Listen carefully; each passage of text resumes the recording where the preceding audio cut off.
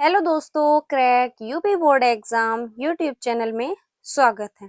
आज की ये वीडियो क्लास 12th वाले स्टूडेंट्स के लिए बहुत ही ज़्यादा इम्पोर्टेंट वीडियो होने वाली है, क्योंकि आज के इस वीडियो में हम आपके लिए लेके आए मोस्ट पॉपुलर एमसीक्यू क्वेश्चन, जो कि बोर्ड एग्जाम 2026 के लिए बहुत ही ज़्यादा इम्पोर्टेंट होने वाले हैं।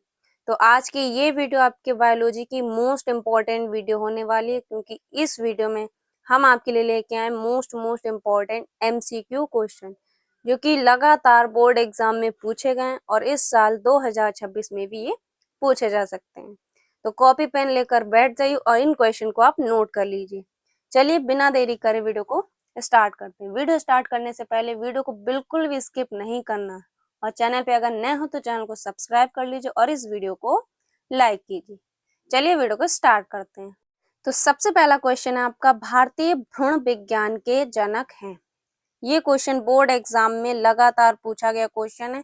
किसी न किसी सेट में आपको ये क्वेश्चन देखने को मिलेगा ही मिलेगा।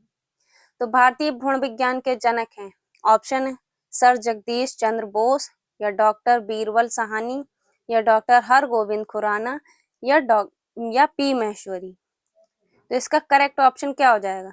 भारतीय भ्रूण विज्ञान के जनक हैं पी महेश्वरी।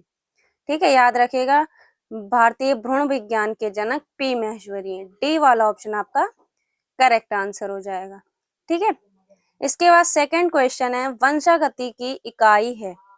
वंशागति की इकाई ऑप्शन है गुणसूत्र, या जीन, जीनोटाइप, या फिनोटाइप। तो वंशागति की इकाई इनमें से कौन सी है? तो इसका करेक्ट ऑप्शन हो जाएगा वंशागति की इकाई जीन है।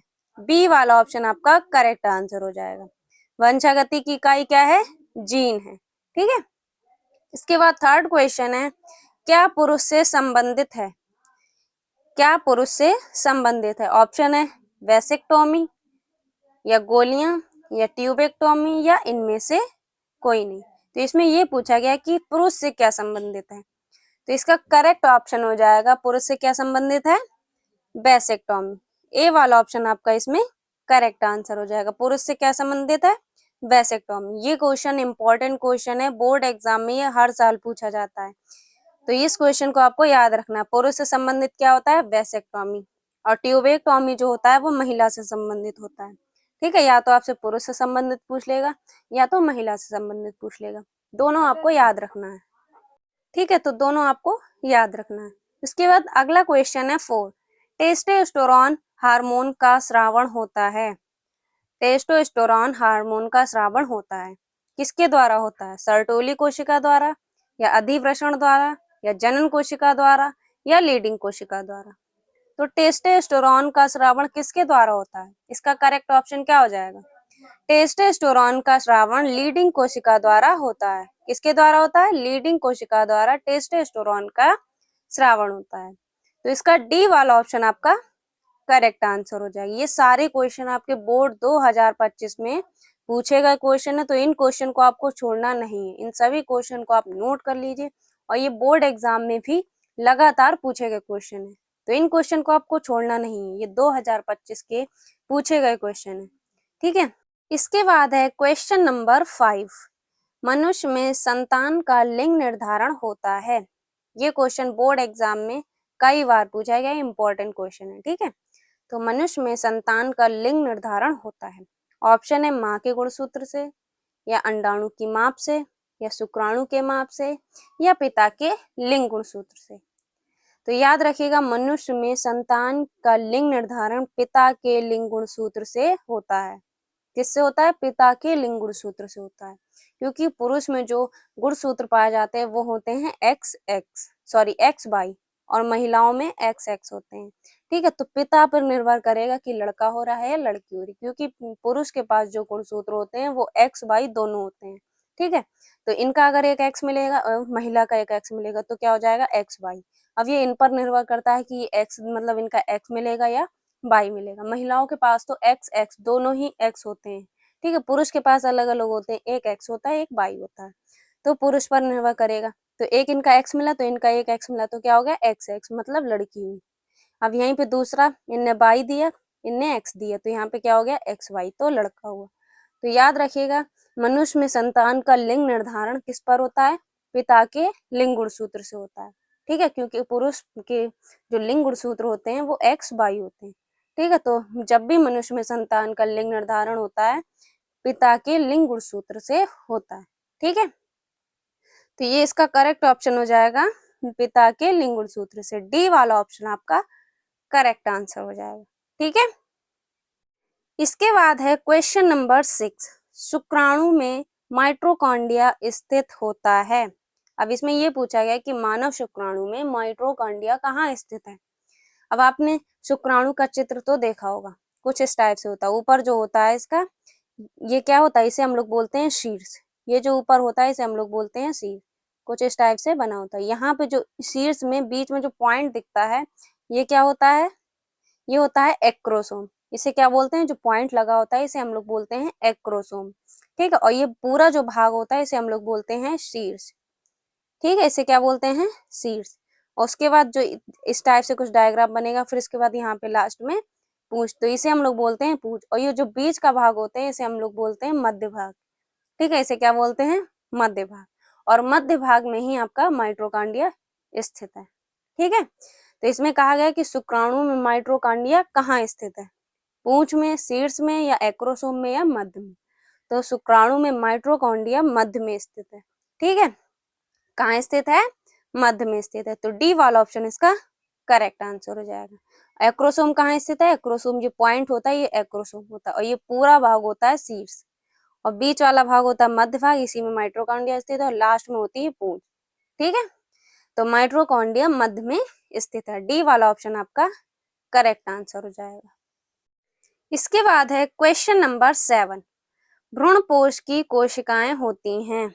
इसमें पूछा है कि भ्रूणपोष की कोशिकाएं कैसी होती है। ये क्वेश्चन आपका 2024-25 2 साल लगातार पूछा गया क्वेश्चन है कि भ्रूणपोष की कोशिकाएं कैसी होती हैं। तो ये क्वेश्चन मोस्ट इंपॉर्टेंट है, ये लगातार बोर्ड एग्जाम में पूछा गया है। तो कैसी होती है, ऑप्शन है द्विगुणित, बहुगुणित, त्रिगुणित, या अगुणित।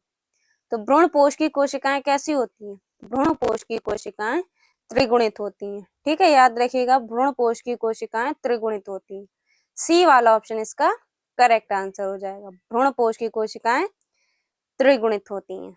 ठीक है, इसके बाद है क्वेश्चन नंबर 7, स्त्री में अंडे का निषेचन होता है। स्त्री में अंडे का निषेचन होता है, गर्भाशय में होता है, अंडाशय में, या योनि में, या फैलोपियन में।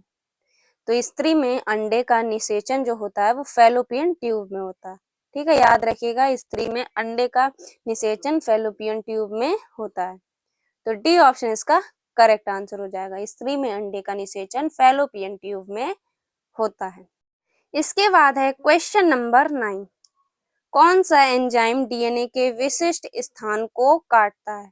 ये क्वेश्चन मोस्ट इंपॉर्टेंट है, लगातार बोर्ड परीक्षा में ये पूछा गया क्वेश्चन है 2024-25, और लगातार ये क्वेश्चन पूछा जाता है। तो ये 2026 में भी 100% पूछा ही जाएगा। मोस्ट इंपॉर्टेंट ये एमसीक्यू क्वेश्चन है। कौन सा एंजाइम डीएनए के विशिष्ट स्थान को काटता है। ऑप्शन है लाइगेज, या एस्कोन्यूक्लेज, या एंडोन्यूक्लेज, या पॉलीमरेज। तो डीएनए के विशिष्ट स्थान को कौन काटता है, एंडोन्यूक्लेज एंजाइम। ठीक है, तो इसका करेक्ट ऑप्शन हो जाएगा सी, एंडोन्यूक्लेज एंजाइम डीएनए के विशिष्ट स्थान को काटता है। इसी को हम लोग आणविक कैंची भी कहते हैं। अगर आपको बाई चांस एंडोन्यूक्लेज एंजाइम ना मिले, इसकी जगह आणविक कैंची मिल जाए, तब भी आपका करेक्ट आंसर हो जाएगा।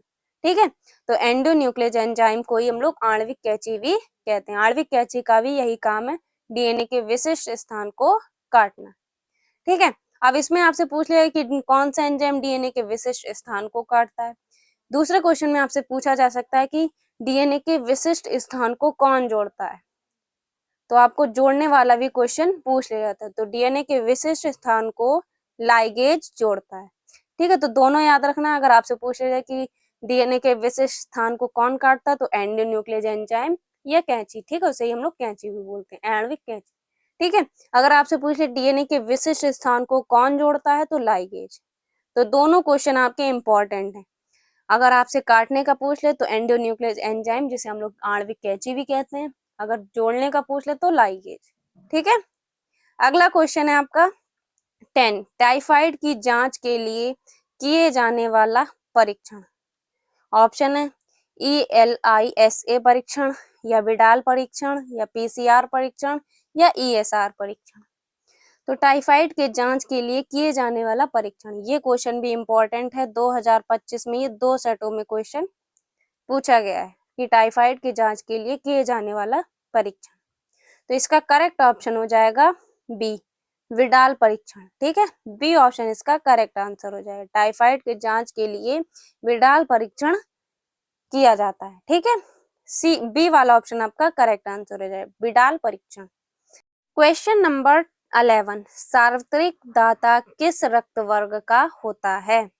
ऑप्शन है AB रक्त वर्ग का, या B रक्त वर्ग का, या A रक्त वर्ग का, या O रक्त वर्ग का। तो सार्वत्रिक दाता जो होता है वो O रक्त वर्ग का होता है, क्योंकि O जो है वो सर्वदाता है, मतलब सबको। O जो है वो B को भी खून दे देगा, A को भी खून दे देगा, और AB को भी खून दे देगा, पर O जो है वो O रक्त वर्ग वाले से ही लेगा। ठीक है, तो इसीलिए हम लोग इसे सर्वदाता या सार्वत्रिक दाता कहते हैं। ठीक है, तो इसमें पूछा है कि सार्वत्रिक दाता किस रक्त वर्ग का होता है, तो O रक्त वर्ग का होता है। ठीक है, डी ऑप्शन आपका इसका करेक्ट आंसर हो जाएगा। ठीक है, इसके बाद है क्वेश्चन नंबर 12, निम्नलिखित में से कौन सा भाग पुष्प नर जनन अंग का प्रतिनिधित्व करता है? ऑप्शन है पुमंग, या जायांग, या गुरु बीजाणुधानी, या परागण। तो कौन सा भाग पुष्प नर जनन अंग का प्रतिनिधित्व करता है? पुमंग। ए वाला ऑप्शन इसका करेक्ट आंसर हो जाएगा। पुमंग भाग पुष्प नर जनन अंग का प्रतिनिधित्व करता है। ठीक है, अगर मादा जनन अंग का पूछ लिया जाए तो जायांग होता है। ठीक, तो इसका ए वाला ऑप्शन इसका करेक्ट आंसर हो जाएगा। इसके बाद है क्वेश्चन नंबर 13, लघु बीजाणुधानी की सबसे आंतरिक परत कौन सी होती है? लघु बीजाणुधानी की सबसे आंतरिक परत कौन सी होती है? ऑप्शन है बाह्य त्वचा, या अंतःस्थिशियम, या मध्य परत, या टेपिटम। तो लघु बीजाणुधानी की सबसे भीतरी परत, या जिसे हम लोग आंतरिक भी बोलते हैं, किसी में पूछ ले जाए कि सबसे भीतरी परत, तो सबसे भीतरी परत टेपिटम होती है। ठीक है, लघु बीजाणुधानी की सबसे आंतरिक या भीतरी परत टेपिटम होती है। डी ऑप्शन इसका करेक्ट आंसर हो जाएगा।